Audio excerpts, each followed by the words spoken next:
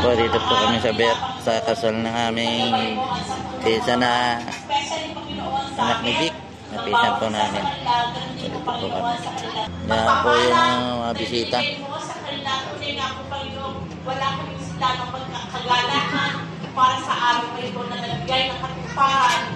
At ito, Panginoon, ang dahilan ng lahat ng ito, Ama. Salamat po, Panginoon. At ngayong hapon, Panginoon, dalangin ko din po, Panginoon, ang lahat po ng aming pagsasalusan.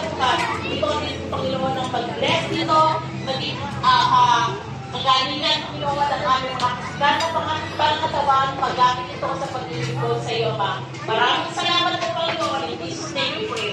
Amen.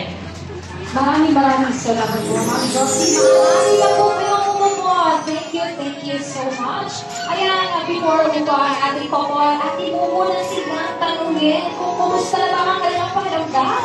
Nakanais na kayo from planning and all the stress sa pagpaplano.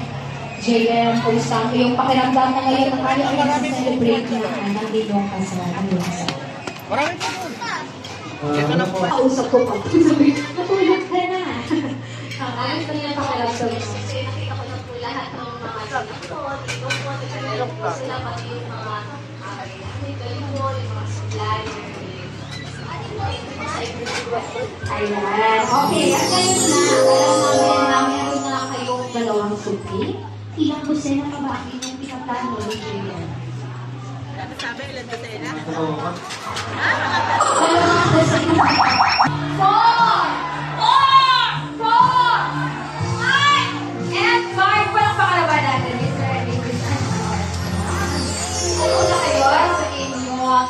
Nakasan ko na po ito, mga kaibigan. Kayo po ay dadapo na sa lahat ng mga wedding traditions ng aking po ginagawa sa tuwing tayo mo ay may mga kasal na ganito.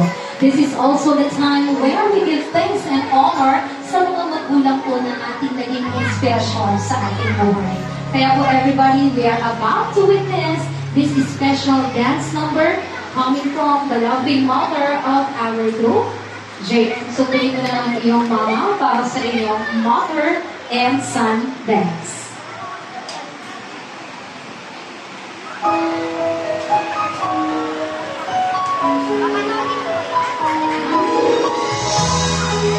Everybody, palakpakan po para sa ating mother and son dance. Mommy and JM.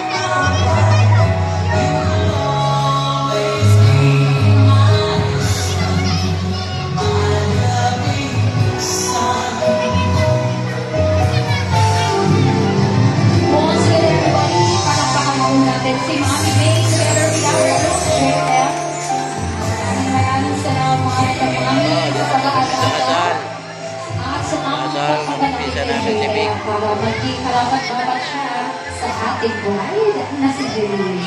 And now, everybody, we are now about to witness this special dance coming from the loving father of our bride, Daddy Jesus. Punta na po kayo para sunduin si Liz.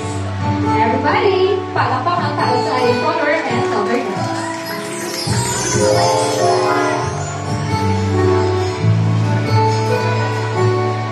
Can't believe this morning has come. Seems like yesterday I first held you.